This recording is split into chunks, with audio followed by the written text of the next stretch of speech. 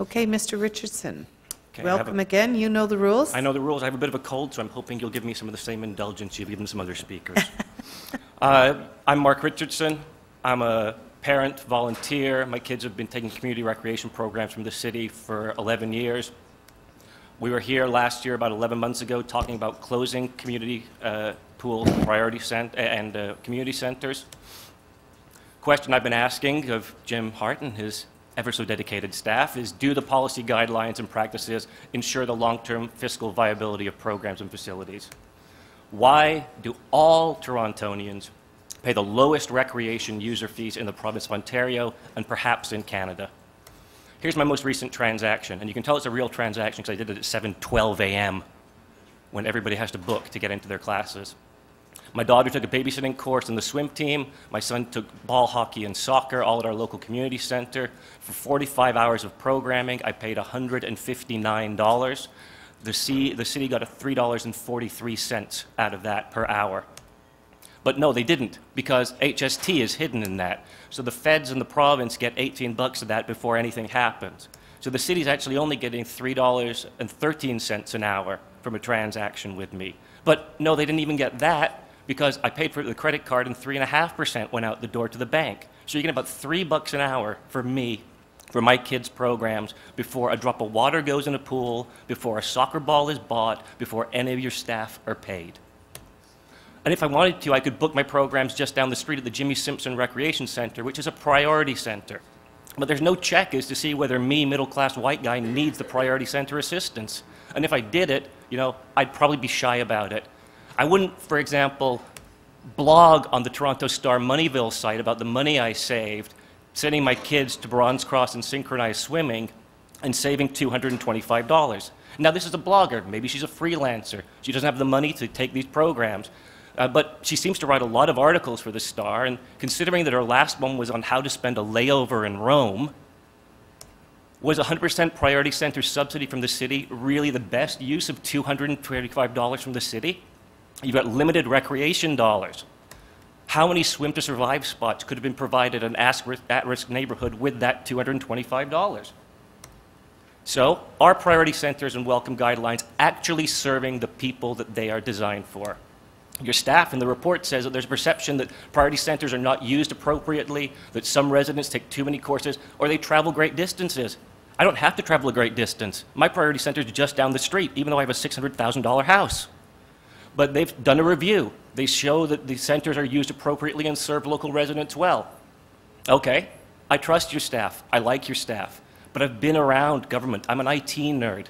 I don't trust your data capture. I don't trust your data quality, and I don't trust your data intelligence. Have you ever matched your recreation, your property tax, your rent subsidy, and your TCHC data to figure out who the people who are coming into these programs actually are? Somebody talked about open data earlier.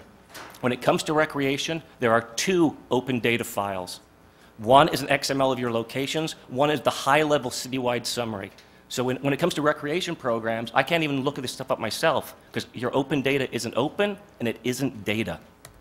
So does free programming priority center designation make sense in a mixed income community? Well, your staff is saying a 1.5 kilometer catchment area. This is what it looks like at Jimmy Simpson. Jimmy Simpson is the star in the middle. The circle is a 1.5 kilometer catchment area. The dots, number of dots and the size of dots are the number of $600,000 and up houses that were listed in that neighborhood as of last Saturday. I have one of these for every priority center in your system. The more dots you have, you're going to have to come up with a smarter idea of how to do this. Even for the Antibes system. You added a new Antibes community center. There are plenty of wealthy people in the catchment area of that Antibes priority center. And as we start going further and further out, the dots get smaller and further apart. So there are kids in real at-risk neighborhoods that might need 2 priority centers. North Kipling might need 2 or 3 priority centers, but we can't reallocate them. Why can't we reallocate them? We need to make smarter use of limited funds. So how should you make these changes? Staff is saying make these changes in fall 2014. That's a great idea because there's only a municipal election between now and 2014. And there's nothing like a pre-election season to make major policy changes on something like recreation programs. So please, don't make these changes before 2014. Everybody run on some clearly articulated recreation platforms. Tell us what you want to do. Let people have sensible conversations about these things. And then implement whatever changes come out of that in fall 2015. Rushing these decisions now is only going to screw things up. I'm a few seconds over. There are my suggestions. I hope you have questions. Councillor Carroll. Yes, hi, Mark. So now, first question, with respect to the issue of priority centres. I don't have one in my ward, as you know, but those that do aren't really going to want to see them gone. So I'm wondering how you feel about the other proposal in the report, if you've had a chance to look at it. While we will still have priority centres, we will in fact expand the priority centres. The offset is that where once upon a time they were 100% free, we're now talking about the adult band of programs, the programs that most often affect those that do have the resources will be for fee. The priority centres will make sure that the free programs are for children, youth, and seniors. I think the problem with that model is there are a lot of rich seniors in nice houses in my neighborhood. Mm-hmm. And that's the challenge. And they go to the community and center. they go to the community center. Could they put a couple of bucks in their pocket, dish out for it? You talked about blowback from talk radio. Yeah. But there's not just blowback from talk radio in this town. There's blowback from the torches and pitchforks mobs who show up every time we make a minor change. You guys tried to make sensible, pragmatic changes to the sports field fees this year. They were handled badly, they were communicated badly, and I didn't see anybody on this council really stand up and say, compare us to every other city in Ontario.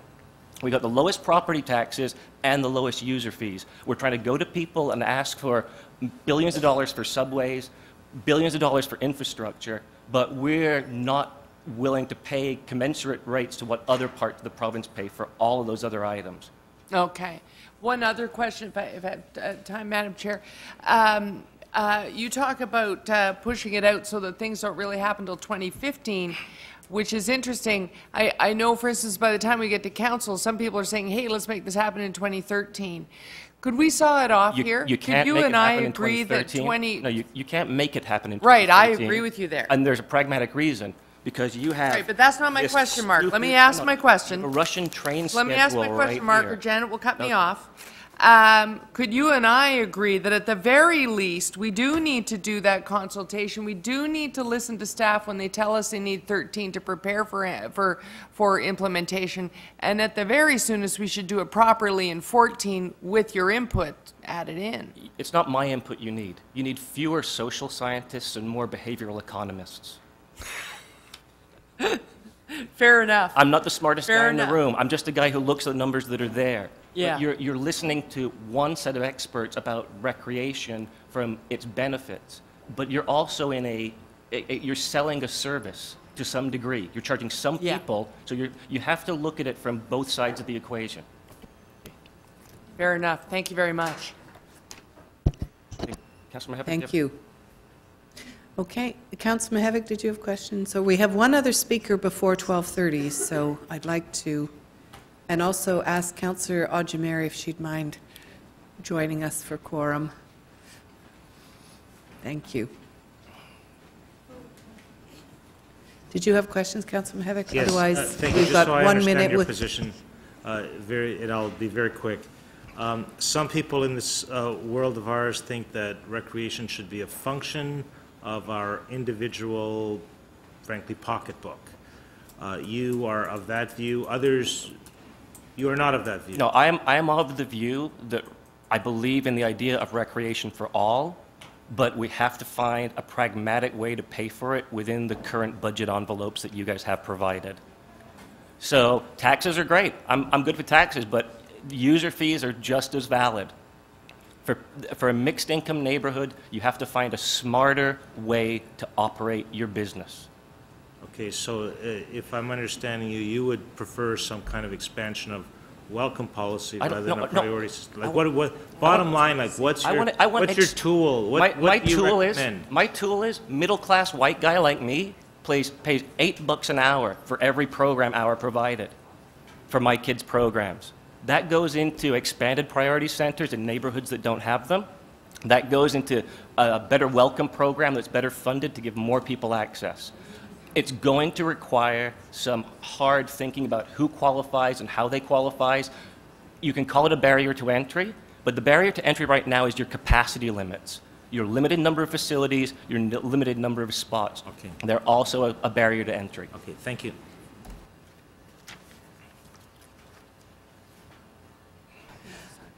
Thank you very much. That's it. Okay. So